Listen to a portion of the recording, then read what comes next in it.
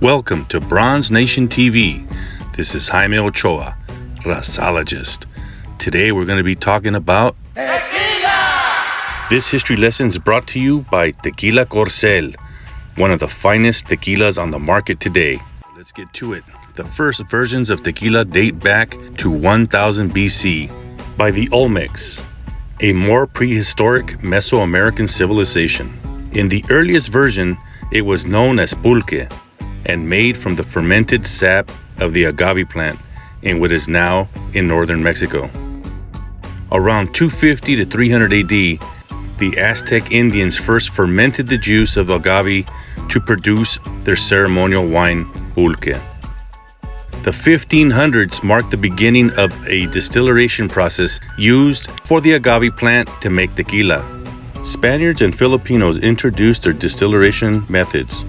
By the early 1600s, the first Marquis of Altamira, a Spanish nobleman, Don Luis Sanchez de Tagle, who was once the most influential and richest man in New Spain, Mexico, and known as the father of tequila, as we know it today. The first Empress of Mexico, Empress Ana Maria, the great-great-great-grandniece of Don Luis Sanchez, built the first large-scale distillery in what is now known as Tequila, Jalisco. In 1758, the Cuervo family began distilling tequila, and in 1873, the Sauza family followed. Cuervo and Sauza are still some of the most popular brands on the market today.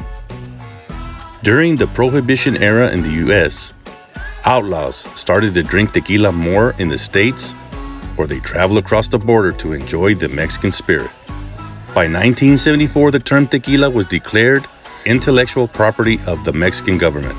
This means tequila needs to come from a certain area of Mexico in order to be considered legitimate tequila. Sauza identified the blue agave as the best option for making tequila today.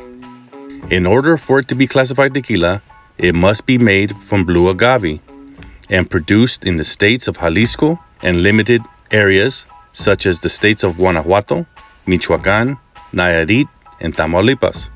In the same year, the Tequila Regulatory Council was established to uphold the quality and culture of the Mexican spirit. Let's get into the history of the different types of tequila. Let's start with tequila blanco. Silver or blanco tequilas are made for mixing. Tequila is at its most basic is often called a blanco or a silver. This is the gold standard of the two-ingredient tequila cocktails, besides the margarita. It is probably the most popular of them all. Some people use grape soda, pineapple juice, orange juice. They add some additional agave syrup, vermouth, or Bloody Mary mix. Tequila joven. These tequilas are often called suave, joven, gold, or abocado, normally made with the 51% mixed tequila. The blending of silver tequila with an extra aged tequila is considered gold or joven tequila. Then we have tequila reposado. These tequilas are aged for 2 months to a year in oak barrels. The slight amount of aging rounds and softens the taste. Moving along to añejo. This tequila is aged for 1 to 3 years in oak barrels.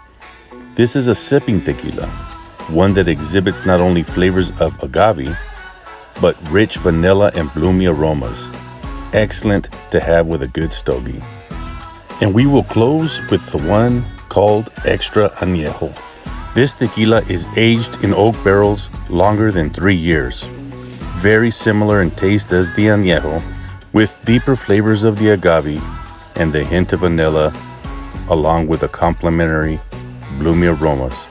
I want to give a special shout out to Ed Magaña and Ruben Santana of Corcel Tequila.